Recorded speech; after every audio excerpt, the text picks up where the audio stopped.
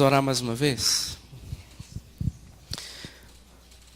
Obrigado, Senhor, pelo reconhecimento que temos de que tudo é teu, de que o Senhor é absolutamente soberano e grandioso tu és. Agora, na exposição da tua palavra, nós rogamos que o Senhor nos ajude, que nós possamos entender as verdades do Senhor para as nossas vidas. Que o Senhor, pela tua misericórdia e graça, me use. Tanto que eu sou dependente do Senhor, o tanto que eu dependo do teu poder. E eu rogo ao Senhor que hoje o Senhor possa me usar na vida dos meus irmãos. E que a tua palavra seja poderosa em nossas vidas, para a glória do teu nome. Nós rogamos pelas nossas crianças que estão em cima do nosso andar, que cada uma também cresça amando o Senhor Jesus. Que cada professor, cada monitor receba do Senhor a recompensa de cuidar dos nossos pequenos. E que esta geração nós consagramos a Ti e apresentamos diante do Senhor as crianças para que sejam homens, mulheres do Senhor, que vivam para a glória do Teu nome. Nesse local, Tu se faz presente e o nosso objetivo maior é render graças ao Senhor e glorificar o Teu nome. Receba a nossa gratidão, receba o nosso louvor, receba as nossas ofertas, Senhor, em nome de Jesus. Amém. Amém. Irmãos, nesses dias, é muito curioso, quando nós estamos nessa dinâmica de preparação de mensagens, e com vários compromissos de preparar mensagens, e a gente começa lendo, refletindo em algumas verdades. Eu fiquei pensando nessa semana o tanto que milagres têm sido muito centralizador na vida de muitos cristãos. Assim. O milagre ele tem ocupado um local muito central na vida de muitos crentes. A ideia do milagre para muitos cristãos hoje é quase a sua motivação única de seguir a Deus, adorar a Deus, buscar a Deus. Muitos estão lotando as igrejas hoje em busca do seu milagre. A ponto de muitos estarem saindo. Hoje há um fenômeno de pessoas que são sem igreja.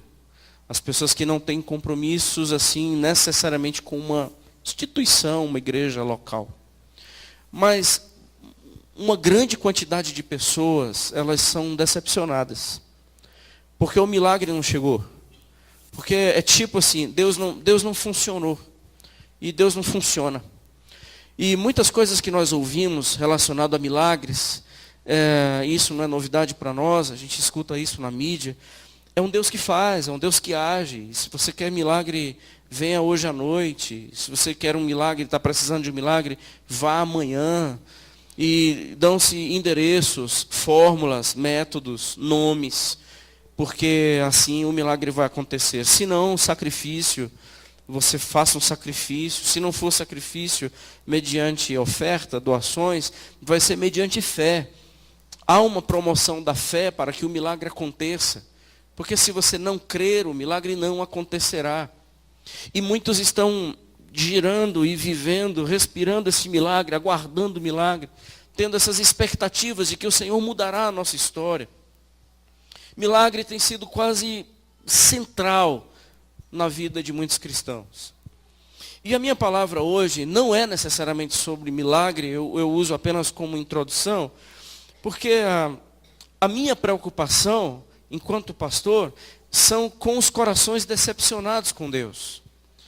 São com esses corações que não encontram mais razão para seguir o Senhor, porque não funcionou, não aconteceu. É quase como o milagre, como se fosse poucas senhas.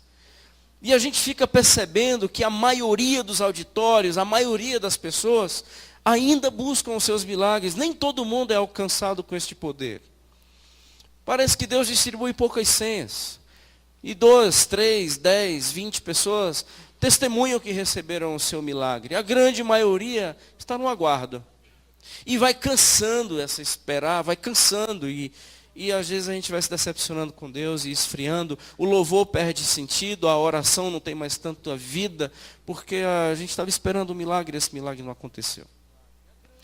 E eu tenho visto assim, tem uma placa engraçada com todo respeito que eu vi, uma pessoa que diz, aqui o fogo desce e o milagre acontece. A placa da igreja. Aqui o fogo desce e o milagre acontece. Assim, e há quase que uma guerra entre instituições. Quem tem mais poder, quem oferece o produto mais eficaz. Eu trago uma palavra hoje sobre essa perspectiva, não de um milagre nesse nível, mas do maior de todos os milagres que eu e você nós podemos ser alvos. Eu convido você a abrir sua Bíblia no livro de Atos, no capítulo 6.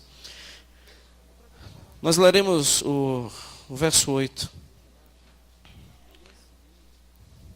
ao verso 15, primeiramente. Atos, capítulo 6, do verso 8 ao verso 15. O texto que nós abordaremos vai do 7 até o versículo 60. Mas apenas esses primeiros versículos agora. Atos, capítulo 6, do verso 8 ao verso 15. Estevão é o personagem que nós refletiremos sobre a mão de Deus na vida dele. Estevão, cheio de graça e poder, fazia muitos milagres, prodígios, grandes sinais entre o povo. Levantaram-se, porém, alguns dos que eram da sinagoga chamada dos libertos, dos sirineus, dos alexandrinos e dos da Cilícia e Ásia, e discutiam com Estevão. E não podiam resistir à sabedoria e ao espírito pelo qual ele falava. Então subornaram homens que dissessem: temos ouvido este homem proferir blasfêmias contra Moisés e contra Deus. Sublevaram o povo, os anciãos, os escribas, e investindo, os arrebataram, levando ao sinédrio, a corte maior do julgamento entre os judeus. Apresentaram testemunhas falsas, que depuseram, dizendo o seguinte: este homem não cessa de falar contra o santo lugar e contra a lei. Porque o temos ouvido dizer que esse Jesus, o Nazareno, destruirá este lugar e mudará os costumes que Moisés nos deu. Todos os que estavam assentados no sinédrio, fitando os olhos em Estevão, viram o seu rosto como se fosse rosto de anjo. Aí o Estevão vai fazer a defesa dele, que não é bem defesa. Estevão vai falar no sinédrio. Aí é todo o capítulo 7, do verso 1 do capítulo 7 até o versículo 53, é a defesa de Estevão. E nós já sabemos o que aconteceu. Veja comigo no versículo 54. Ouvindo eles isto, enfureciam-se no seu coração e rilhavam os dentes contra ele. Mas Estevão, cheio do Espírito Santo, fitou os olhos do céu e viu a glória de Deus e Jesus, que estava à sua direita, e disse: eis que vejo os céus abertos e o Filho do Homem em pé à destra de Deus. Eles, porém, clamando em alta voz, tamparam os ouvidos e unânimes arremeteram contra ele. E lançando-o fora da cidade, o apedrejaram. As testemunhas deixaram suas vestes aos pés de um jovem chamado Saulo. E apedrejavam Estevão, e enquanto apedrejavam, Estevão invocava e dizia: Senhor Jesus, recebe o meu espírito. E teve uma hora que o Estevão, ajoelhando-se, clamou em alta voz: Senhor, não lhes imputes este pecado. Com estas palavras ele adormeceu. Que o Senhor nos abençoe. Estamos falando sobre o primeiro mártir. Estamos falando sobre o primeiro mártir da igreja. O tema que eu trago para a mensagem hoje é: tem lugares que pedras não acertam.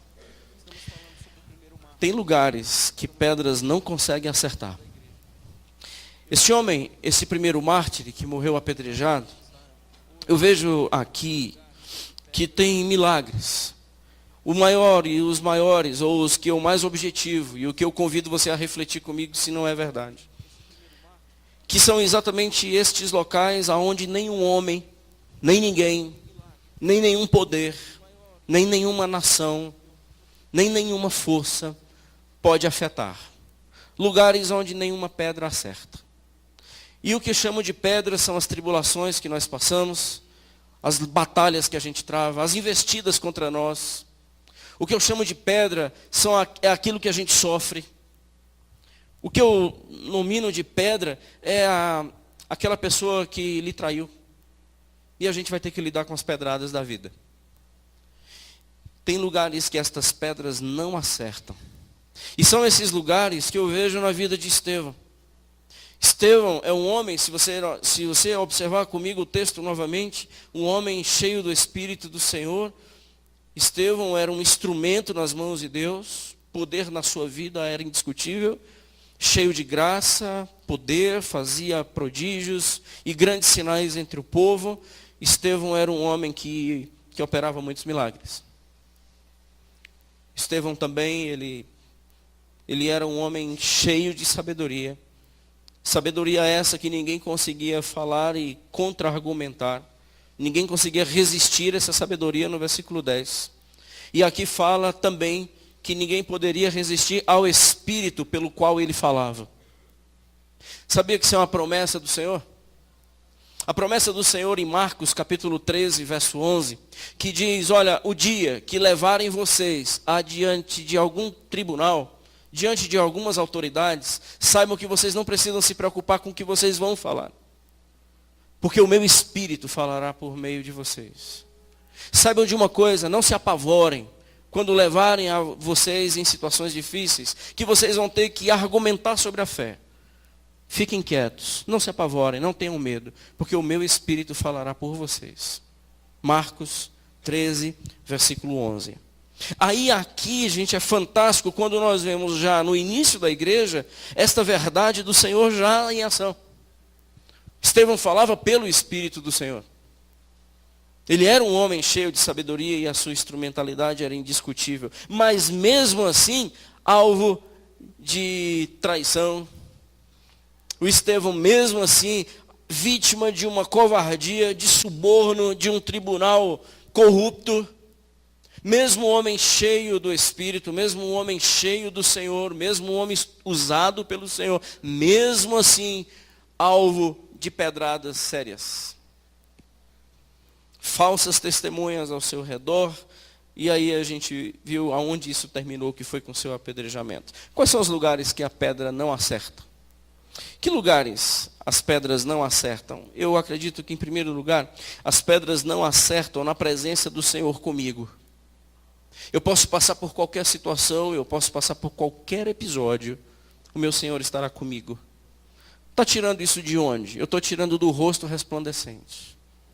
Eu estou tirando desse texto que fala aqui no versículo 15, que todas as pessoas que olharam para Estevão, viram que o seu rosto era como se fosse o rosto de um anjo. E esse poder, esse efeito na vida de Estevão, isso não foi por conta do próprio Estevão, mas por aquele advogado que estava do lado dele, diante de um tribunal corrupto. Era o Paracletos, o Consolador que chegou do seu lado. Talvez tocando no seu ombro e dizendo, a sua causa é minha, pode deixar comigo. E a presença do Senhor ao lado de Estevão o faz resplandecer o rosto. Lembra de Moisés? Aonde o rosto resplandecia pela presença do Senhor na vida dele. Nada que o Estevão estava programando. Um homem que fazia milagres e prodígios, claro que nenhum deles, nenhum sinal, nenhum milagre, nenhum prodígio, era da sua própria força. Ter o rosto resplandecente também não era pelo seu próprio poder, mas do poder de Deus na vida dele. Meus irmãos, que sinal eu posso ter na minha vida de que Deus é comigo? Pode ser que esse rosto não resplandeça em mim. Pode ser que esse rosto não resplandeça em você. Pode ser que hoje a gente não olhe para o rosto um do outro e veja uma aparência de anjo. Mas é possível nós olharmos um para o outro e vermos indícios de que o Senhor é com você. Vermos indícios de que o Senhor é comigo e em qualquer circunstância. Este é um grande milagre, sim. E pedras não acertam a presença do Senhor ao meu lado. Seja onde for e em que situação for. Seja numa UTI ou seja numa excelente casa. Seja conquistando ou seja perdendo. Seja tendo momentos de paz ou momentos de guerra. O rosto resplandecente, ele será permanente em nós.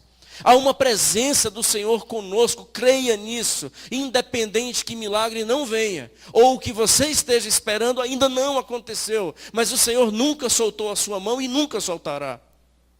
Nunca soltou a minha e nunca soltará. Esse é um grande milagre. Esse é um milagre indiscutível. Os milagres que nós estamos, às vezes, em busca, milagres que às vezes nos faz irmos a lugares, a votos, a sacrifícios. Eu lhe afirmo com toda segurança, esse milagre que você e eu nós buscamos, são milagres que estão com os dias contados. São milagres que ele tem um tempo curto. O qualquer milagre que você possa e nós possamos dizer hoje, entenda, esse milagre é passageiro. Amanhã nós estaremos mais uma vez rogando ao Senhor por um outro milagre. Porque nós somos dependentes do Senhor todo o tempo e o tempo todo. Ontem aconteceu algo curioso. Eu estou com a garganta ruim desde sexta-feira. E aí eu comprei, eu não vou colocar a etiqueta para não fazer propaganda. Mas esse rapazinho tem me ajudado bastante na hora de dormir. Assim, tem dado uma aliviada além das medicações que eu estou tomando. Veja o que foi que aconteceu ontem. Na saída do encontro de homens, peguei uma carona com um irmão e eu esqueci aqui na igreja. A ida para casa, eu fiquei constrangido e dizer, rapaz, pedi para voltar. Só para pegar o meu sprayzinho, eu achei muito. Mas sabe aquele negócio que eu fui, como é que eu vou dormir hoje à noite? E eu já fui pensando, eu não sei se o irmão com quem eu peguei carona, ele estava percebendo que o meu rosto não estava resplandecendo. Mas estava desfalecendo. Porque eu imagino como é que eu ia voltar de novo para a igreja para pegar um mel. Um outro irmão que estava comigo no carro, desencontrou da esposa. E estava indo lá para o encontro de mulheres. As mulheres dão muito trabalho, porque não organiza as coisas direito com a gente. Aí na hora que a gente estava descendo, a esposa dele subiu no carro. Aí tem que voltar para a igreja.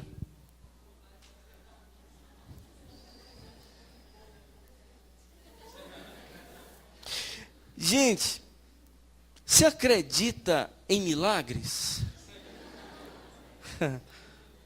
Isso para você pode ser que não seja muita coisa, mas eu soube ontem um pouquinho desse cuidado de Deus comigo. Eu voltei para casa tão feliz, gente. Sério.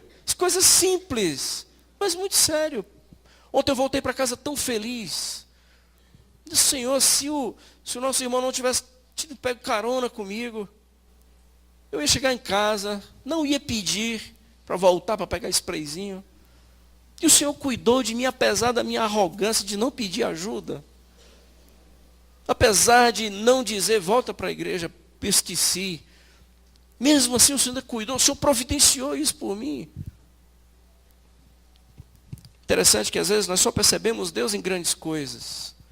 Você ora pedindo para a sua dor de cabeça no final do dia passar? Às vezes a gente não ora. A gente toma um analgésico e vai dizer assim, isso aqui é só dormir. Toma um analgésico e dorme.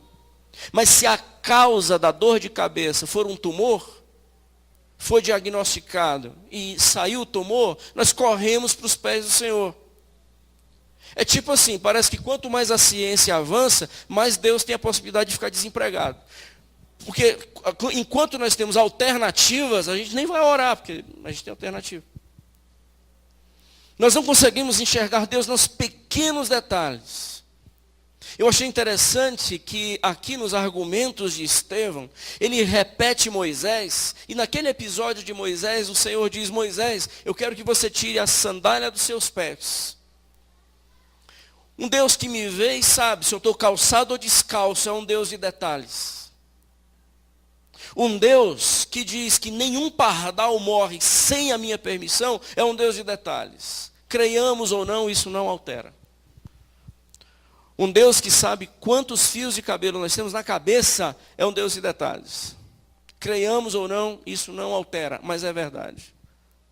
E é esse que está ao nosso lado em todo o tempo todo, e sabe muito bem daquilo que precisamos, daquilo que nós necessitamos, e Ele nunca vai deixar de soltar a nossa mão. Eu estou com você.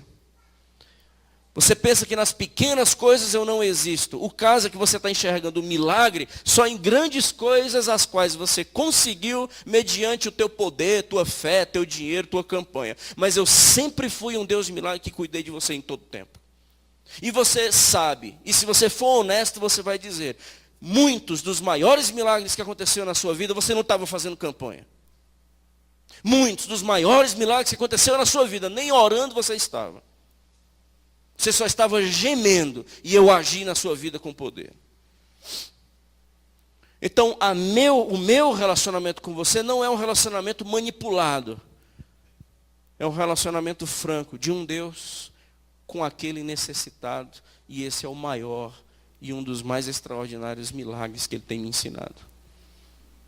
Porque ninguém manipula Deus.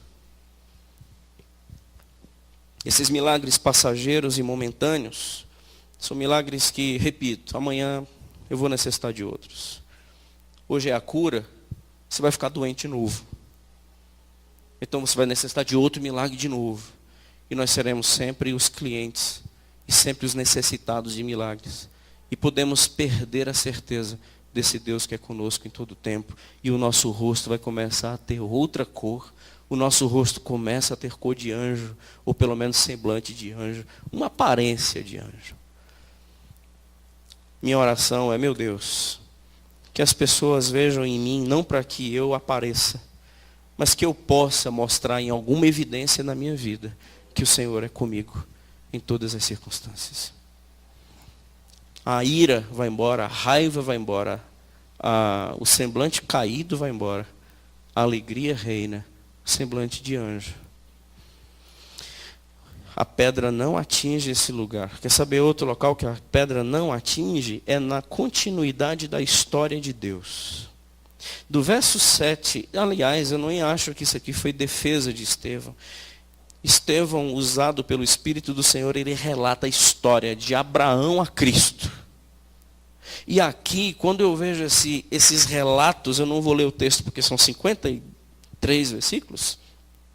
Mas o que eu vejo aqui é Estevão dizendo para o Sinédrio, olha, Deus é Senhor da história e do tempo. Lembra de Abraão? Pois é, começou com ele. E sabe onde é que Abraão iniciou o seu ministério? Em Ur dos Caldeus, na Mesopotâmia, depois foi para Harã. Ele cita José, você sabe aonde foi que se levantou um dos patriarcas? No Egito. Você sabia que aqui, nesses contextos de locais, o Senhor não agiu só em Jerusalém, amigo? O que eu vejo Estevão argumentando com o Sinédrio é que Deus não é Deus de lugares. Deus é Deus de poder e nos alcança onde nós estivermos. Porque vocês estão me acusando de que eu estou falando mal de um lugar, versículo 13. A minha acusação é que eu estou falando contra o lugar. Eu estou falando contra o lugar, sim. Porque Deus não habita em templo feito por mãos humanas. Então Deus, ele não está localizado. Deus está entronizado. E no seu trono cuida de nós aonde estivermos. Faça a sua cama no mais profundo abismo. Lá ele estará. Há uma empreitada amanhã, o qual você vai ter que se deslocar. Bondade e misericórdia seguirá você. Porque nós não servimos mais a um Deus de lugares. A gente não serve mais a um Deus de lei. A gente serve a um Deus. Está falando mal da lei, está falando mal do lugar. Estou sim. No sentido de que esses dois elementos, lei e templo, são absolutos hoje. Não é. A voz predominante hoje não é mais a voz do Antigo Testamento, é a voz de Cristo. A voz predominante hoje para a igreja não é a voz veterotestamentária, é a voz de Jesus de Nazaré. Ele consumou nele toda a lei. Nós não vivemos mais por leis do Antigo Testamento, nós vivemos por aquilo que Cristo determinou e definiu e delineou e falou para nós. E a palavra de Estevão para essa turma é: e vocês o rejeitam. Mas mesmo vocês o rejeitando, saiba que uma pedra e nenhuma pedrada altera o curso da história de Deus. Nem num todo e nem nas nossas vidas. É aquela certeza de que aquilo que Deus tem para mim, nenhum homem, nem nenhum demônio, ele pode se intrometer e interferir. Ninguém. E por que você está acreditando que inveja faz isso? E por que você tem que quebrar a inveja em algum lugar? E por que você acredita que as coisas não estão dando certo? É porque alguém está lhe invejando. Estevão está dizendo, nós temos e servimos a um Deus que é um Deus da história.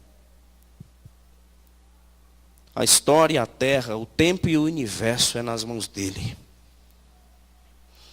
Fantástico, irmãos. Esse Deus que tem a minha história em suas mãos. A declaração de defesa de Estevão nada mais é do que declarar um Deus que é o Senhor da história e do tempo. Acredite, Deus está na sua história. Acredite, invocando mais uma vez o Salmo 139, foi Ele que nos fez. Foi Ele quem nos formou. E dele nós somos. Todos os nossos dias estão escritos. Então Ele é o Deus da minha história. Estevão só enxerga Deus. Fala de Abraão, do verso 2 ao verso 8. De José, do 9 ao 17. De Moisés, do 18 ao 44. De Josué, do 45. Davi e Salomão, do 46 ao 50. E chega em Cristo. Em tudo converge para o seu Filho. Tudo converge. São os rios de água que convergem aos ribeiros da vida, chamados Jesus de Nazaré. Tudo converge para Ele. É tudo para o meu Filho. Deus opera sobrenaturalmente na vida de pessoas para fazer com que os seus projetos e os seus objetivos sejam consumados. Só ainda, irmãos, Deus ele não está envolvido com a minha história mais do que Ele tem o compromisso com a sua história. Esquece disso não. A prioridade de Deus não é com a minha história pessoal. É com a história dele. É as definições dele. Perceba que aqui os projetos não é de Abraão. O projeto não é de José. O projeto não é de Josué. O projeto não foi de Moisés. O projeto é de Deus na vida dessas pessoas. Não saia daquilo que Deus já definiu. Ajuste a sua vida aos projetos e aos planos do Senhor. Estou com a vontade de gritar, mas a garganta não deixa. Conhecendo Deus, ajustando-se à sua vontade, é a coisa mais extraordinária da vida. Não é Deus que se ajusta à minha história. Sou eu que me ajusto à história que Ele já definiu. Estamos indo para Nova Jerusalém. Estão dentro ou fora? O projeto é para lá. A caminhada é para lá. Um homem, ele foi para uma caçada dentro da savana e ele pagou um daqueles nativos para ser o guia. E ele ia com seu rifle e outras pessoas e o guia ia abrindo os matos lá. E eles perguntaram, mas aqui não tem trilha, não tem caminho. Esse homem olhou para eles e disse, eu sou o caminho. Vocês só precisam me seguir. Vocês não precisam conhecer para onde, como eu vou. Vocês só precisam me seguir. Eu sou o caminho. Eu não aponto para caminho. Não há estrada feita. Irmãos, não há estradinha feita na fé. Não há caminhozinho já prontinho na fé. Não tem GPS na fé. Não tem já o mapa. Não dá para consultar por onde vamos. Dia após dia, Deus opera milagres na sua história, na minha vida, para glorificar o seu nome, mas Ele é caminho. O caminho é Ele. Esse local pedra não acerta. Os outros lugares que eu vejo isso aqui chegando é a glória de Deus, entendeu, irmãos? Porque veja que coisa fantástica, Estevão começa falando sobre o Deus da glória, no versículo 2. Na sua defesa, 7:2, Estevão fala sobre o Deus da glória. Mas o que foi que Estevão viu no final da sua vida? A glória de Deus. Perceba que tanto na história, como no final da história, é a glória de Deus. Eu quero falar sobre o Deus da glória na minha defesa. A minha vida está ajustada ao Deus da glória. Eu não consigo fazer nada na minha vida que não seja pensando no Deus da glória. Qual é o fim disso? Ver a glória de Deus. Qual é o fim de ajustar uma vida no Deus da glória e pelo Deus da glória? É chegar na glória de Deus e assim vê-la e contemplá-la. É isso que você espera, é isso que eu espero, é isso que nós devemos esperar. Não há outro milagre, não há outra coisa maior, não há nada que nos impulsione mais a estar aqui, em seguir o Senhor. Que não seja ajustar as nossas vidas aos seus projetos. Que essa história continue, que Atos 29 seja escrito por você e por mim. Há capítulos de Atos ainda sendo escritos, porque a igreja ainda está construindo, a igreja ainda está vivendo, a igreja ainda está atuando. Nós somos os protagonistas de Atos 29, 30, 31. Mas para a glória dele. Pedra nenhuma acerta a glória de Deus. Rei Herodes mandou matar todas as crianças de 2 anos para baixo, porque não queria que o Filho de Deus viesse ao mundo. Em vão. Ninguém interfere nos planos de Deus, em vão. Mandaram matar todas as crianças no Egito, para que Moisés não pudesse ter vida, em vão. Deus coloca esse menino no cesto, no rio. Seus projetos serão consumados, porque Ele é o Deus da história. E nada pode interferir no projeto dele, nem para mim, nem para você, nada. Não saia debaixo desse Deus da glória. Outro local que a pedra não acerta, eu vejo que é a verdade. A verdade, ela é intocável. Paulo falou isso em 2 Coríntios 13:8, que diz que nada podemos contra a verdade, a não ser a favor da própria verdade. Estevão estava sendo acusado de falar de um lugar santo, de falar contra a lei, mas a verdade foi exposta. Há uma verdade sendo exposta aqui nesse texto. E eles não têm o que fazer, a não ser matar a pessoa que está dizendo a verdade. Mas a verdade, ela não morre. Silenciaram Estevão, mas não silenciaram o Evangelho. Tiraram Estevão da vida, mas não tiraram a vida, alcançando aqueles que ainda precisavam porque estavam mortos. Não é impossível. O Evangelho, ele não pode ser interferido, nem tocado, e nenhuma pedra acerta nele. Nenhuma. A verdade continua prevalecendo. Mataram todos os profetas. A verdade entrou no período do Novo Testamento. Mataram todos os apóstolos. A verdade está aqui no Distrito Federal. Céus e terra passarão. A minha palavra não vai passar nunca. Nunca vai passar. A minha vida está ajustada a essa verdade.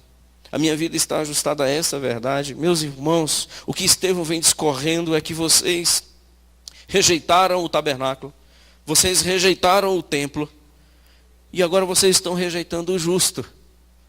Vocês estão rejeitando o Filho de Deus. A sua vida e a vida de vocês é uma constante rejeição. A glória do tabernáculo foi embora, por causa da decisão de vocês. A glória do templo foi embora.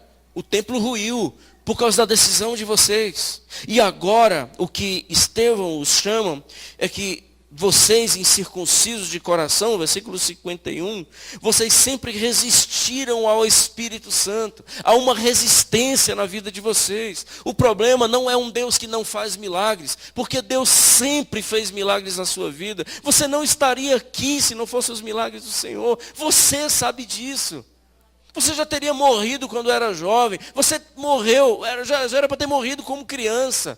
Você não era para estar aqui hoje à noite. Quantos livramentos aconteceu? Deus tem projetos com você. O caso é que você sempre resistiu ao Espírito. Sempre. Você resiste às coisas de Deus. E essa é a denúncia de Estevão. O denunciado passou a ser juiz. Aquele que estava sendo acusado passou a dar sentenças. Vocês é que rejeitam. Vocês sempre resistem. Vocês estão sempre querendo ajustar uma vida religiosamente correta, com lei, com locais. Mas vocês sempre resistiram ao Espírito do Senhor que dá vida nisso.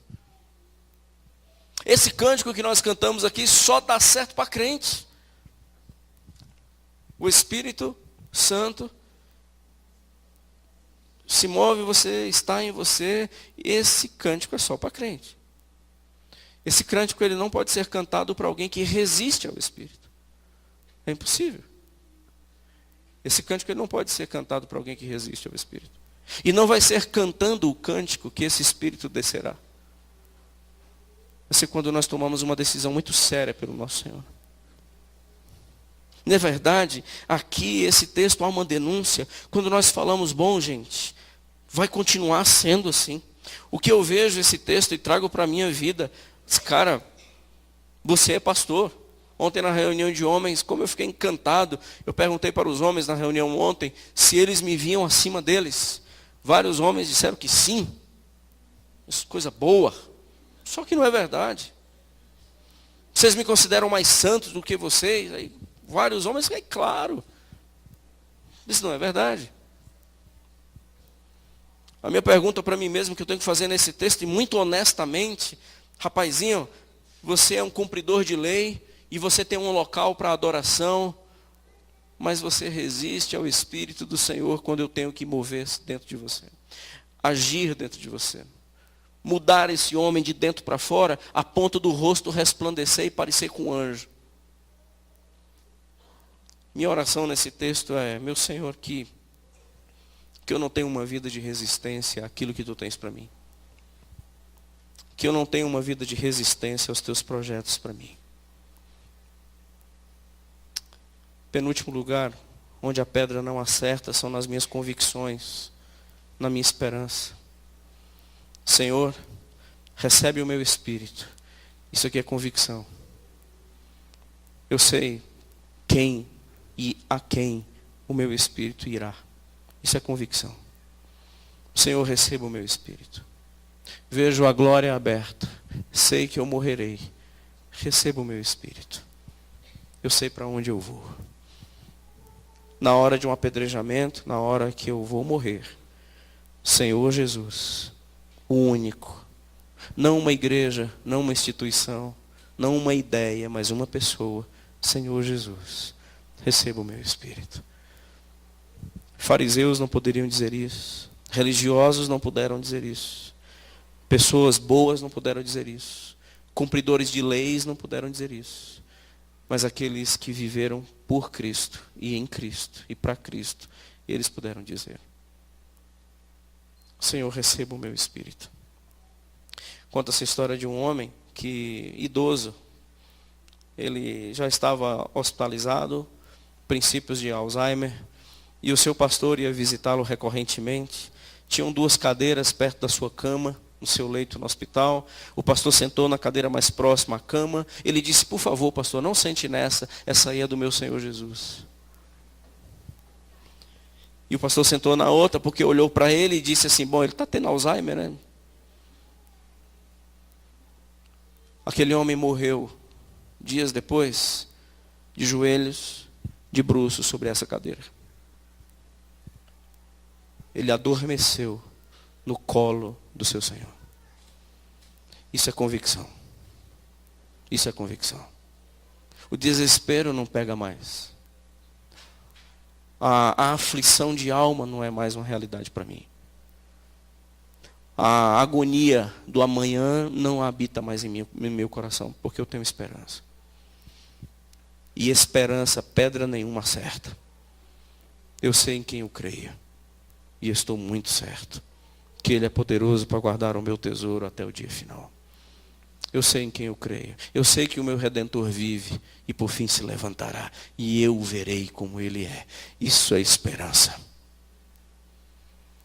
Hoje não há um número pequeno de crentes, irmãos. A gente tem visto isso, eu tenho visto isso, que não há um número pequeno de cristãos que não tem certeza da sua salvação. Se fosse hoje, eu não iria. se fosse hoje, eu não subiria.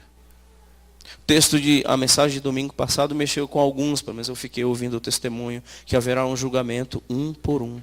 Descobriram que não vai junto com a esposa, junto com a mamãe, junto com o papai. Descobriram que é um por um, Apocalipse capítulo 20. Muitos cristãos não sabiam desse texto. Foi um culto de libertação domingo passado. Quem não veio, perdeu. Foi um culto de milagre. Um por um comparecerá diante do tribunal do Senhor. Curioso, quando nós não temos essa esperança de que eu estou com a minha vida garantida em Cristo. E quem diz isso não sou eu, quem diz isso não é esta igreja, quem diz isso é esta palavra. E esta palavra que gera esperança e transformação do meu amanhã e já está tudo certo. Nada posso contra a verdade, a não ser a favor da própria verdade. Rostos não resplandecem, porque a esperança não existe mais. Eu apenas estou esperando a morte chegar. E que Deus tenha misericórdia de mim, porque talvez eu vá, talvez eu não vá. Ele é que sabe. Mas eu sei que hoje eu não iria. Você aguenta viver assim por mais quanto tempo? Você aguenta viver sem esperança por mais quanto tempo? Esse Jesus que nos traz convicção, esse que chega ao nosso lado, diz: eu morri por você. O preço foi pago por mim, não por você. Eu paguei o preço na cruz. E a única coisa que você pode fazer é crer. E é por crer em mim que você é salvo. Por crer em mim. Estevão sabia disso. E por último, o local onde uma pedra não alcança e não afeta e não acerta é na graça. Aqui nesse texto diz que Estevão era um homem cheio de graça. Versículo 8. Mas você morreria, eu morreria apedrejado de uma forma injusta. E no momento do apedrejamento, eu olho e vejo o céu aberto e digo: Senhor, receba o meu espírito. E na hora do apedrejamento eu me ajoelho. Ele não caiu, irmãos. Ele se ajoelhou. A gente se ajoelha por quê? Quando o negócio está feio. O bicho está pegando, a gente se ajoelha. É uma tendência nossa. O negócio está bem, aí a gente ora deitado mesmo. Já ora, puxa a cobertinha e ora deitado. Porque está tão bem. Filho doente, a gente cai no chão e fica de joelho. É porque a gente tem já essa bobeira de que de joelho o negócio é mais valendo, assim, Deus vê. Estevão se ajoelhou por uma causa que não era dele. Estevão se ajoelhou e disse: Senhor, não imputa esse pecado a eles, não. Isso aqui é evangelho. O evangelho que nós só passamos essa vida toda em milagres. Eu só estou aqui hoje por causa de milagre. Mas saiba de uma coisa, tem uma palavrinha entrelaçada com milagre, é perdão. Porque a misericórdia se renova todo dia. Nós somos tão bonzinhos, mas tão bonzinhos, que a misericórdia tem que se renovar todo dia. Porque senão nós seríamos consumidos. E agora, na hora da nossa morte, por pessoas que estão me matando de forma injusta, testemunhas falsas, não fiz nada, mas estão me matando por apedrejamento. Eu me ajoelho e vou orar por aqueles meus apedrejadores. Eu quero encerrar essa mensagem dizendo que um homem morre desfigurado, mas a sua alma é curada. Ele não tem uma alma adoecida pelo ódio. Entendeu? Ele não tem uma alma adoecida pelo rancor, pelo ressentimento. Ele não adoeceu. A oração dele é: perdoa o Senhor. E quem orou assim foi o meu Senhor, o seu Senhor, o Senhor de Estevão na cruz. A morte dos dois são muito semelhantes. As palavras de ambos são muito semelhantes. E são as palavras que a gente reproduz também. Tem que reproduzir. Para mim e para você, enormes desafios. Porque nós temos muitos apedrejadores. Mas tem um local que a pedra não acerta. É na graça do Senhor sobre a minha vida. Só que essa graça do Senhor sobre a minha vida vai ter que ser também para o outro. Da mãe que me feriu, do pai que me feriu, do filho que me traiu, da esposa que traiu, do esposo que traiu, da irmã que puxou meu tapete, do irmão que fez tamanha atrocidade contra mim, das pessoas que eu poderia dizer, se não tivessem feito isso, hoje eu estaria numa situação melhor. São nessas pessoas que a gente não morre.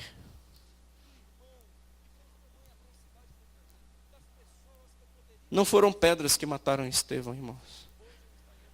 Porque a pedra acerta no rancor. Estevão não aceitou isso. Pedras, elas são fatais quando existe rancor, ressentimento e ódio. Mas nenhuma pedra consegue acertar na graça. Por isso que o evangelho todo é aquele evangelho que nos arrebenta, que diz que inimigos devem ser assistidos por nós. Aqueles que nos amaldiçoam devem receber as nossas bênçãos. E se a gente disser, eu não consigo fazer isso, eu lhe convido a aceitar um novo caminho, uma nova proposta, vida, chamada Jesus de Nazaré. É só nele que a gente aprende isso. E se a gente ainda não perdoa, se a gente ainda não libera, se a gente ainda espera o milagre da cura, mas não gera cura pelo milagre do perdão, existe um Jesus para você que quer lhe transformar numa nova pessoa. Porque você não vai aguentar continuar vivendo com esse ódio. Você não vai aguentar. Você vai acabar, você e todas as pessoas que estão ao seu redor. Não é isso que Deus quer para você. Senhor, perdoa eles. Perdoa eles. Não coloca isso na conta deles, não. Senhor, não registra na biografia deles isso que eles fizeram contra mim, não. Você estaria de joelhos, irmãos. Eu estaria de joelhos pedindo isso.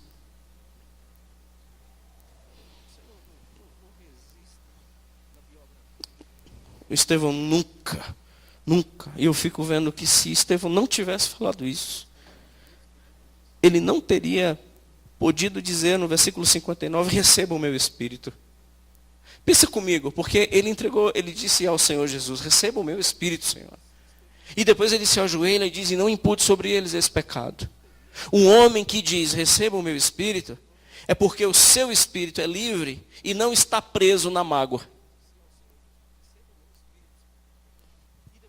Esses dias, conversando com um irmão, ele não aceitava liberar perdão ou resolver a questão. Ele dizia, eu sei que eu estou errado diante de Deus.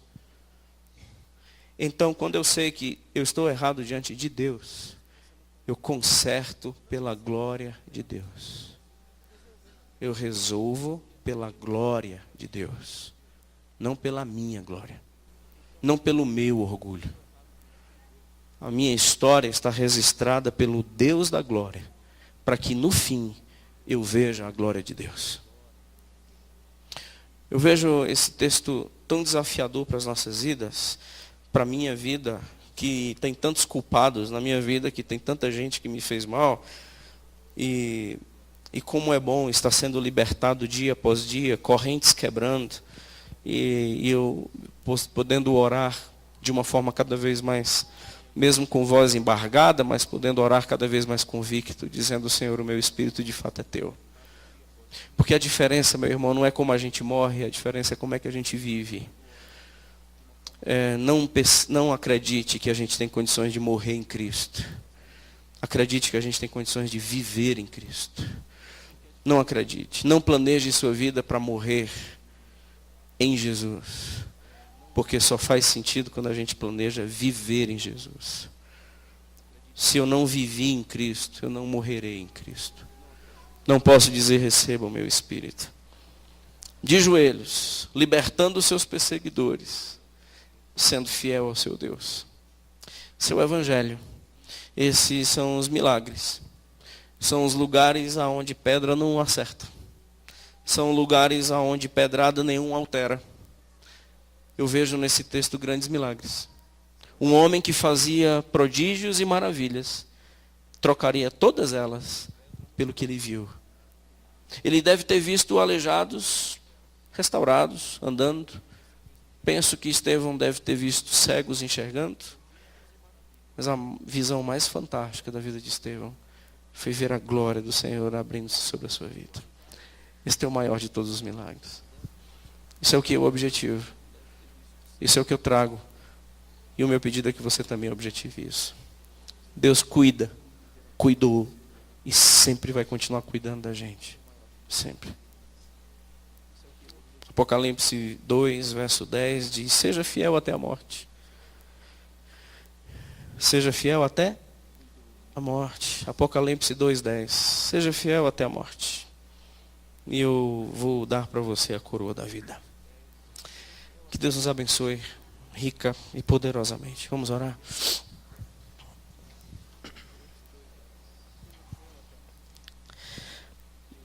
Deus de imenso amor, apresentamos diante do Senhor nossas vidas, depois desta palavra, rogando ao Senhor que haja transformação em nós, pelos milagres que só o Senhor é capaz de fazer. Temos estruturas dentro de nós, construídas por esse mundo pós-moderno, que precisam ruir. Nós colocamos o Senhor diante de situações em nossas vidas que têm comprometido a nossa esperança e a nossa alegria. Senhor, eu te peço em nome de Jesus, liberte os meus irmãos, liberte-nos de qualquer mentalidade de que o Senhor é um Deus de milagres aqui, local. Senhor, nos tire da filinha das poucas senhas. Pai, no nome de Jesus, nos tire dos palcos aonde lá que tem milagre. Senhor, no nome de Jesus, nos tire das orações, nas pretensas orações de poder. Levante este povo como sacerdócio real. Levante esse povo, ó Deus, que ninguém tem oração mais poderosa do que eles. Levante um povo transformado pela Tua palavra, que ninguém é mais santo do que eles. Que ninguém é mais crente do que eles. Que ninguém tem acesso ao Senhor diferentemente de como eles têm. Deus, em nome de Jesus, tira o engano do coração dos meus irmãos. Os possíveis enganos, os possíveis embaraços, de que ainda precisam de algum intermediador, que não tem acesso ao Deus de milagres, que alguém ainda precisa promover algum milagre. Senhor, obrigado porque Tu és o Deus do tempo, da história. E o Senhor está escrevendo a nossa história. Louvado seja o Senhor que nós não somos um acaso e nem estamos no acaso. Mas nos ajude a ajustar as nossas vidas à Tua história, para a Tua glória. Deus, em nome de Jesus, te peço por perdão hoje à noite. Que pessoas aqui, Senhor, possam entender que orgulho, que permite que a mágoa, que o ressentimento, que o ódio, faça com que essas pessoas entendam que são feridas abertas, das quais os demônios se alimentam. Dê libertação espiritual a essas pessoas, Deus, para que elas voltem de novo para a vida, para que tenha vida e vida em abundância.